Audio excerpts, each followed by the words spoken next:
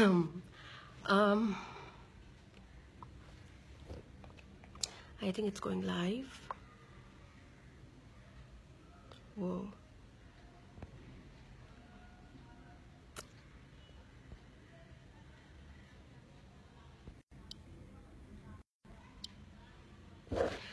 Okay, namaste. 55 people watching me. Wow. Namaste. 254. Oh, wow.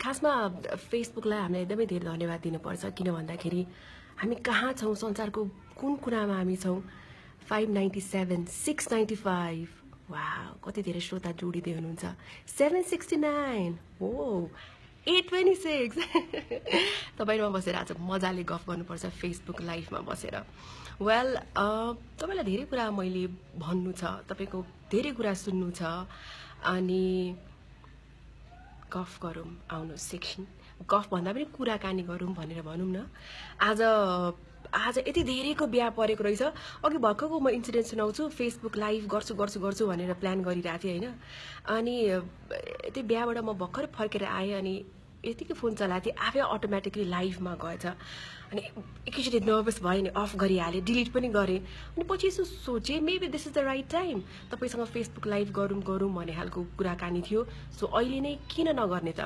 भनेर अहिले म कुराकानी गर्दैछु धेरै श्रोताको म कमेन्ट पढिरहेको छु राज योङहाङ जी दर्शन नमस्ते लेख्नुहुन्छ हजुरको भोइस एकदम मिठो छ आज रुगा लागिरहेछ अनि नमस्ते दिदी लभ यु सिस्टर अञ्जन स्टोनले मिस यु लेख्नु भएको छ र धेरै श्रोताले चाहिँ एउटा प्रश्न आजकल एकदमै सोध्नु भएको छ कि स्याप्स कास्टहरु प्रमोट गरिरहनु भएको छ व्हाट इज स्याप्स कास्ट भनेर धेरैलाई प्रश्न छ धेरैले कसरी सुन्ने भने पनि मलाई सोधिरहनु भएको छ एकदमै प्रिटी सिम्पल आन्सर म किन दिन चाहन्छु भन्दाखेरि देशको हकमा हामी कुरा गर्दाखेरि हामी एकदमै गुनासो गर्छौं बाटो छैन बिजुली छैन विकास छैन समृद्धि छैन देशमा राजनीतिक उथलपुथल भइरहेको छ के भएको हो त्यस्तो भनेर हामी एकदम गुनासो गरिरहेका हुन्छौं तर सञ्चारको कुरा गरौँ इन्टरनेटको पहुँचको कुरा गर्दाखेरि इन्टरनेटको पहुँच धेरै नै बढिरहेको छ सबै कुरा त लगभग अहिले हेर्ने हो भने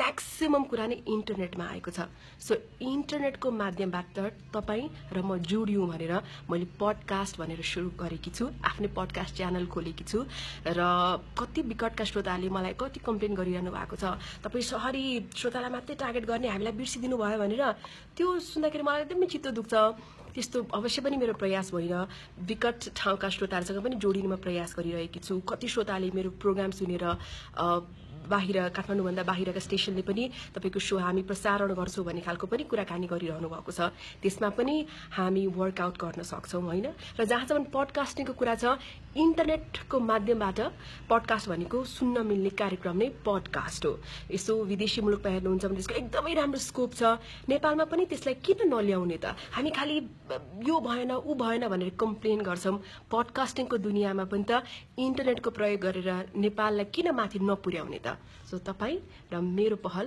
नेपालमा पडकास्टिङलाई सुपर डुपर हिट बनाउने कसरी सुन्ने जस्तो लाग्दैछ भने तपाई कुन फोन चलाउनुहुन्छ आइफोन और iOS युजर्स हुनुहुन्छ भने त्यहाँ चाहिँ पडकास्ट भनेर एउटा डिफल्ट एप दिएको हुन्छ त्यहाँ तपाईले सबिना कार्की सर्च गर्नुहोस् SABENA सबिना कार्की सर्च गर्नुहोस् अथवा स्याप्सकास्ट SABSCAST स्याप्सकास्ट गर्नुभयो भने टक्क मेरो शोहरु आउँछ त्यसलाई तपाईले डाउनलोड गरेर सुन्न सक्नुहुन्छ जुन बेला मन लाग्छ मजाले सुन्न सक्नुहुन्छ म तपाईको लागि राम्रो राम्रो इन्टरभ्यु गर्ने पहल गरिरहेकी छु अस्ति धिरेन लामाको केस पनि धेरै श्रोताले मन पराउनु भयो भोलि बिहीबार पनि एउटा भोलि त्यस्तै खालको एउटा मर्मस्पर्शी मैले कथा तपाई समक्ष ल्याएकी छु 15 वर्ष रेडियोमा बोले धेरै कुरा गरे तर अब तपाईको नजिक आउन चाहन्छु अझ नजिक आएर तपाई र म मिलेर धेरै कुरा गर्नुपर्छ है बोलाउँदै फोनले अब राख भने जस्तो छ सो अरु के भनौं त म तपाईको कमेन्ट पढ्दै छु आशिष रायमाजी छेत्री लेख्नुहुन्छ आइफोन रे राजपुन लेख्नुहुन्छ I am fond of your voice रे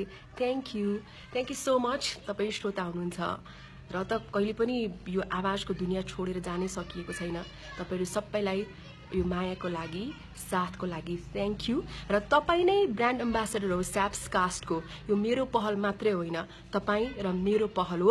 अनि आइफोनलाई मात्रै होइन, अरू युजरलाई चाहिँ हामीलाई मतलबै छैन भन्दै हुनुहुन्छ भने तपाईँ एकदमै सिम्पल, तपाईँलाई के पनि गर्न आएन भने गुगलमा जाने अनि सबिना कार्की स्याप्स कास्ट भनेर सर्च गर्नुहोस् न। सबिना कार्की स्याप्स कास्ट, अथवा मैले मेरो पेजमा पनि कति लिङ्कहरू राखिरहेकी हुन्छु, त्यसलाई तपाईँले क्लिक गरेर सुन्न सक्नुहुन्छ। तपाईँ स्याप्स कास्टको ब्रान्ड एम्बेसेडर हुनुहुन्छ। आफ्नो साथीभाइलाई भन्ने तपाईँको कर्तव्य हो। र कति अब विकट ठाउँको श्रोता हुनुहुन्छ, त इन्टरनेट एकदम कम छ भने तपाईँले मिल्छ भने डाउनलोड गरेर अरू श्रोताहरूमा आज त्यो कार्यक्रम बाँडिदिनुहोस्। त्यस्तो गर्दाखेरि पनि म एकदमै ह्याप्पी हुनेछु। र त्यही हो कुरा होइन।